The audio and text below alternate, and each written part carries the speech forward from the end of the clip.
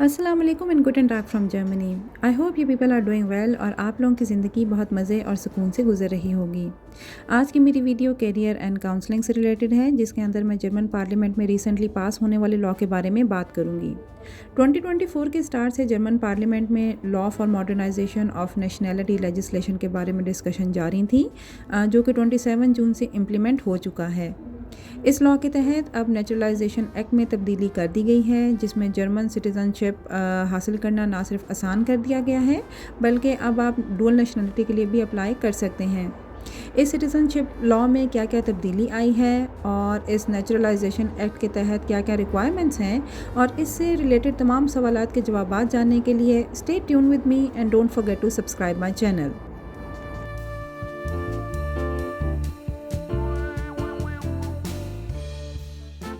सबसे पहले बात करूंगी नेचुरलाइजेशन एक्ट के बारे में, जिसके अंदर काफ़ी तब्दीलियां की गई हैं।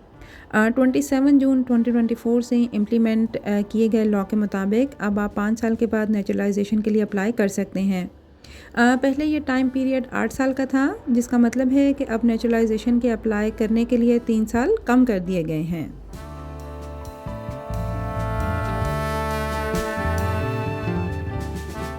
इंटीग्रेशन का प्रोसेस स्पेशल रिक्वायरमेंट्स के साथ और भी कम कर दिया गया है। तो न्यू लॉ के तहत अगर आपके पास German language proficiency C1 level की है, तो आप 3 साल बाद भी नेचुरलाइजेशन के लिए एलिजिबल हैं। लेकिन यहाँ पे मैं बात मेंशन करती चलूँ कि नेचुरलाइजेशन प्रोसेस की बाकी तमाम रिक्वायरमेंट्स भी पूरी करनी होंगी, जिसमें सोशल सिक्योरिटी टैक्स का क्लियर होना और इंटीग्रेशन टैक्स टेस्ट का पास करना लाजमी है। मेन रिक्वायरमेंट्स के बारे में आगे चलकर तफसील से बात करूंगी।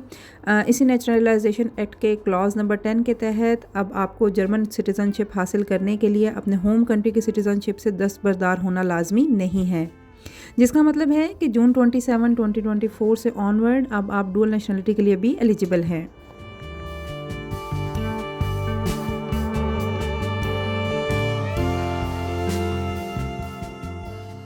इस नेचुरलाइजेशन एक्ट की वजह से डुअल नेशनलिटी में 3 आसानियाँ कर दी गई हैं। First one is simplified criteria of naturalisation in which the length of residenceship and language skills has been eased. Second one is long-term planning and security. The option of retaining both passport gives more security with regard to their legal and professional future in Germany and their home country as well. And last one is integration and participation. Dual nationality promotes political and social integration as it allows citizens to vote in election in both countries and thus allows an active participation in social life.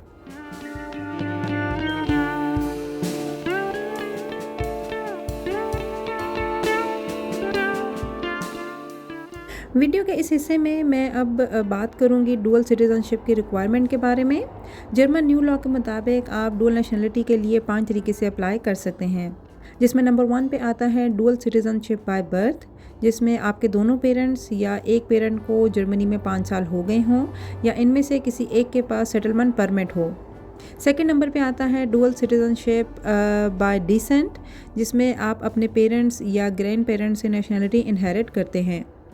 Third पे बात कर लेते हैं dual citizenship through naturalisation, जिसका तज़किरा मैं already अपनी video में अभी कर चुकी हूँ, जिसमें German language, length of your residenceship, integration test और सोशल सिक्योरिटी टैक्स शामिल हैं। नंबर 4 पे आता है डुअल नेशनलिटी थ्रू मैरिज, और नंबर 5 पे आता है dual nationality through investment in which acquisition of real estate companies और other qualified investment in Germany that may entitle the applicant to apply for German citizenship.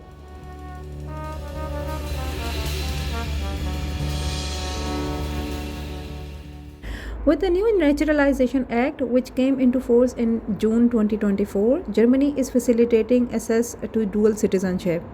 This change reflects a more modern view of globalization and migration by allowing citizens to live fully integrated in Germany without losing their original citizenship. The benefits ranges from political rights and visa-free travel to better job opportunities and tax advantages.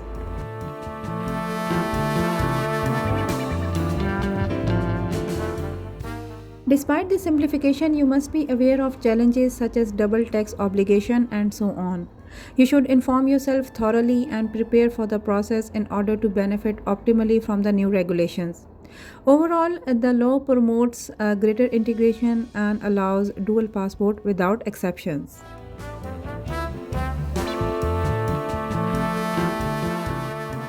ये तो थी जी मेरी आज की video. अगर इस topic से related कोई भी क्वेश्चन है या इन्फॉर्मेशन रिक्वायर्ड है तो please write me in the comment section below. Don't forget to subscribe my channel. इंशाल्लाह मुलाकात होती है नेक्स्ट वीडियो में एक नए टॉपिक के साथ। तब तक के लिए अल्लाह हाफिज़।